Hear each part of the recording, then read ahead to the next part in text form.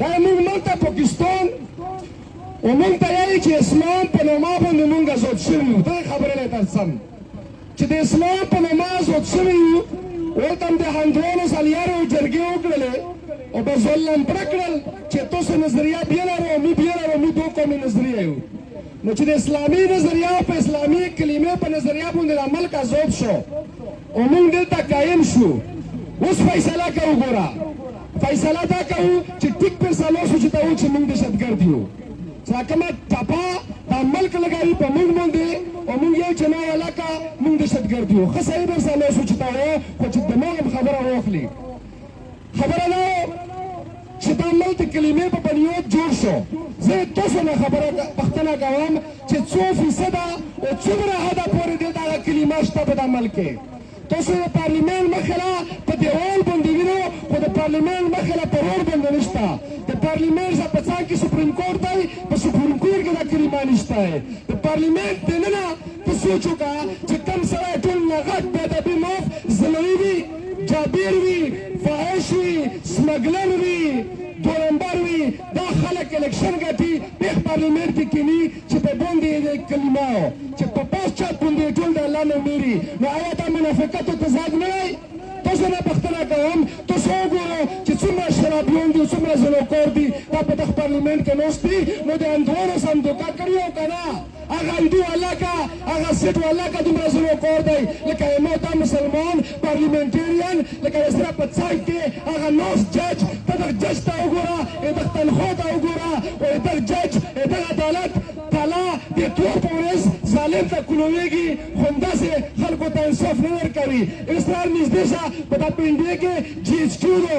دغه ملک د مجاهدینو مرکز دی. خبر یو رسول الله صلی الله علیه وسلم که دعوت کور کولو خو اسرائیل مجاهدینو تربیت کولو مجاهدینو دومره منظمه ټوله یې جوړه کړې وه ولته ورته مجاهدین ویل شول. پاته شته ورته نن ورته موږ ورته په ملک فوج ویل شي. هغو مجاهدینو ته فوج ویل شي. همدا خبره کوي چې په نظریاتي طور باندې یو مدینې ریاست و او دویم دلته پاکستان دی. نو مدینې په ریاست کې چې څوک جهاد کوي او څوک د اسلام دفاع کوي مجاهد یې ورته ویل. ضروري خبره ده چې په پاکستان کې به هم دلته ورته مجاهد وشي خو چې دا ملک څوک دفاع کوي دغه له فوج ویل شي. ټوله پوښتنه کوم چې دغه پارلیمنت چې په باندې کلمه را ورته مخامخ جي ایچ کیو وایي په دغه جي ایچ کیو کې څومره جرنیلان شرابیان دي څومره جرنیلان دي چې قرآن او حدیث ته بکیني څومره جرنیلان دي چې هغه به د مظلوم باندې ظلم نه کوي څومره جرنیلان دي چې د ملک آئین او قانون یې د پخوا لاندې نه کړو. بیروکراسي لارکوشه دیوا ایسي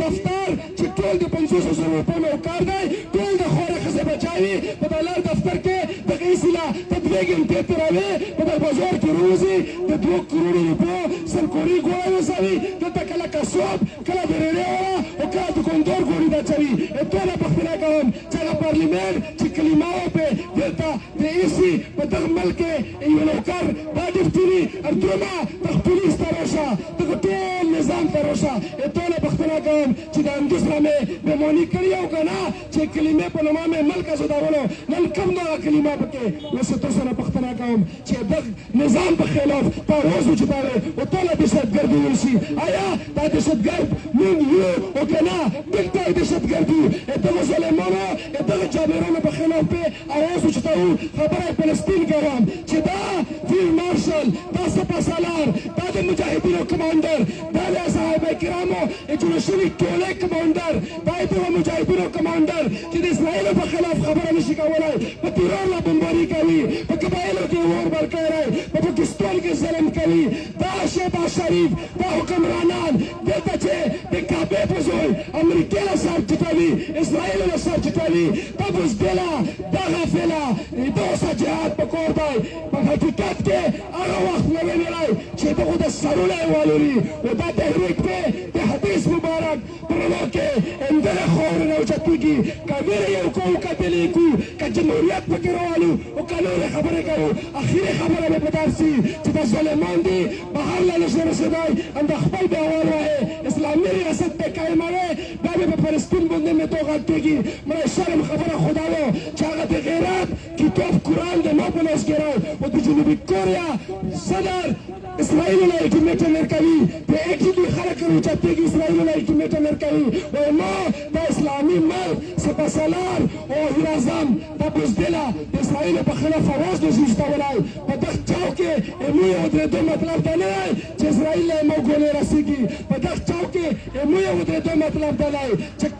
قطره سے دریا بنتا ہے پتا بڑا کې چې 1500 تیار شي او دغه ظالمانو د سر د ولې فیصله وکړي دغه د لسونو متونه فیصله وکړي په فیصله نن په 500 کسونو کې ورو سبا په 200 کې ورو 15 کوله پاس په دا یو انقلاب ورسي د اسلام په نامه جهاد په نامه همیشه به کوو قائم دی بیا به هم کوو اول دغه په خلاف دی چې خلک پسې روچات کو خلک په پوه کو چې دا کم از کم داسې اعلان جاري کوي چې اسرائیل هم پې زور ورسي ګوره دا سفارتي خبرې دي چې دا د یو سفیر وباسې ته په باندې ولګوې د عرب ملکونه وګورو ټول دمې کړی دي سعودي عرب نه غټ کلا او بېغیرته ملک نشته هغو عربیانو سرونه یې ویشتي او تاریخ پیرسي چې دا عربیان به دغې پوړۍ وپرېږدي دا وګورئ حدیث شریف په روان کې چې دغو نه به سرونه د ګډونو غوندې وایي هغه هم بېغیرته وي زموږ د ملک هم بېغیرته رایي په دغو چوکونو موږ